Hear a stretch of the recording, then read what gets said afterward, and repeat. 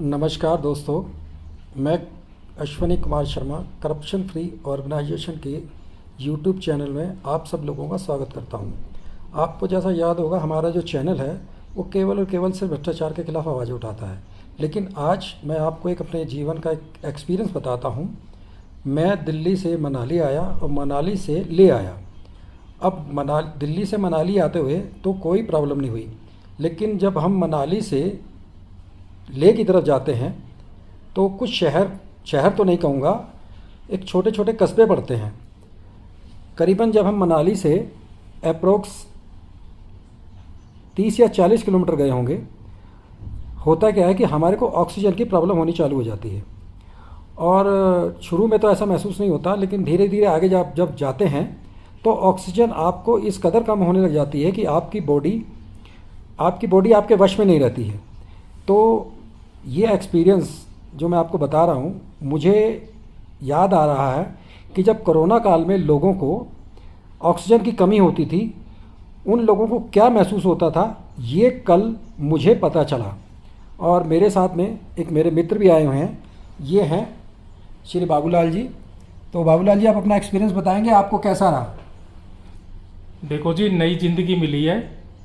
वहाँ पे करीब 150-200 किलोमीटर तक कोई बसावट नहीं है, न कोई मेडिकल हेल्प है, कुछ भी नहीं है। कभी भी कोई जाओ तो अपने बलबूते पर जाना, गैस सिलेंडर लेके जाना। हमें दूसरा जीवन मिला है।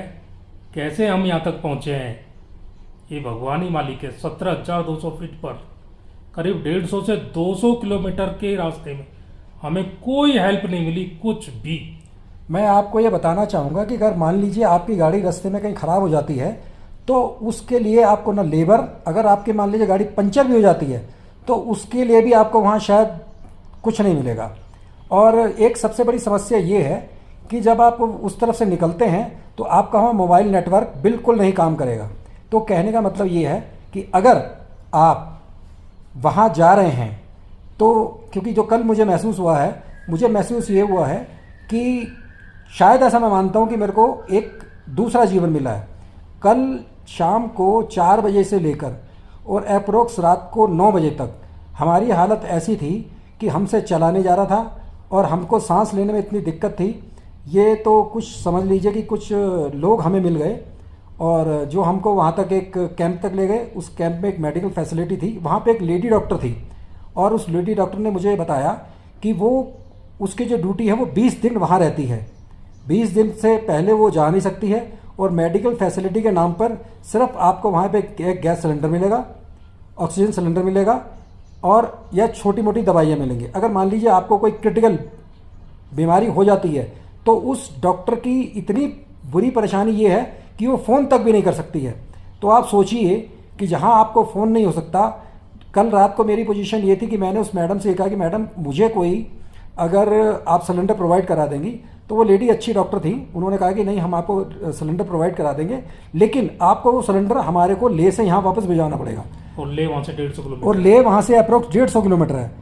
तो मतलब ये समझ लीजिए, मैंने उनसे कहा था कि मुझे एक ड्राइवर दिलवा दो, मेरी गाड़ी ले जाएगा, उसमें हम ऑक्सीजन सिलेंडर आपका ले जाएंगे और उस ड्राइवर को हम ले से भेज देंगे आपका सिलेंडर देकर, और उसको हम टैक्सी करा देंगे। तो वहाँ से नियरेस्ट जो हॉस्पिटल है वो करीब 150 किलोमीटर, वो भी ले है। अब कोई क्रिटिकल पोजीशन हो जाए तो ले तक पहुँचना खतरे से खाली नहीं है। तो ले तक पहुँचने में आपको 17,500 फीट की ऊंचाई पे भी गाड़ी जाएगी।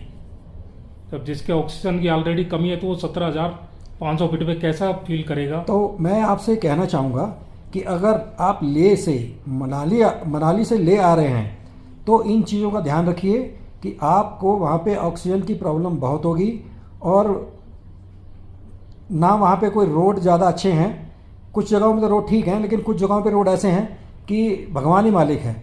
तो मैं आप सब लोगों से ये कहना चाहूँगा कि जो आदमी मनाली से ले जाना चाहता है तो वो सबसे पहले अपने साथ में ऑक्सीजन सिलेंडर रखे और तमाम खाने पीने की भी चीज़ें रखे, क्योंकि वहाँ पे रास्ते में आपको खाने के लिए ज़्यादा कुछ नहीं मिलेगा।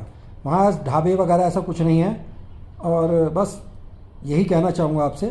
बाकी मेरी वैसे वीडियो आएगी, उसके अंदर में मैंने आपको साइट सीन भी दिखाऊंगा लेकिन यही गुजारिश करना चाहूँगा कि अगर आपको बाई रोड आना है तो इस चीज़ का ध्यान रखें, आप सिलेंडर साथ लेके चलें। रास्ते में कुछ भी हो गया तो मरने के अलावा कोई इलाज नहीं है वहाँ पर, कोई नहीं संभाल सकता आपको, कुछ भी। आपको पानी भी नसीब नहीं है, हवा तो है ही नहीं, हवा है लेकिन उसमें ऑक्सीजन नहीं। कम है। ऑक्सीजन कम होने की वजह से ये है कि वहाँ पे जो जितने भी पहाड़ हैं उन पहाड़ों पर आपको एक भी पेड़ नज़र नहीं आएगा। तो सोच लीजिए कि जहाँ पर पेड़ नहीं होंगे तो वहाँ ऑलरेडी ऑक्सीजन कम होगा। एक तो कारण ये, दूसरा कारण ये कि जो हाइट है वो इतनी ऊपर है, उसमें भी ये समस्या आती है। तो दोस्तों ये वीडियो आप आगे शेयर ज़रूर करना, जिन लोगों को मनाली से ले जाना है तो इन चीज़ों का ख्याल रखेंगे तो शायद उनको ये समस्या नहीं आएगी। धन्यवाद।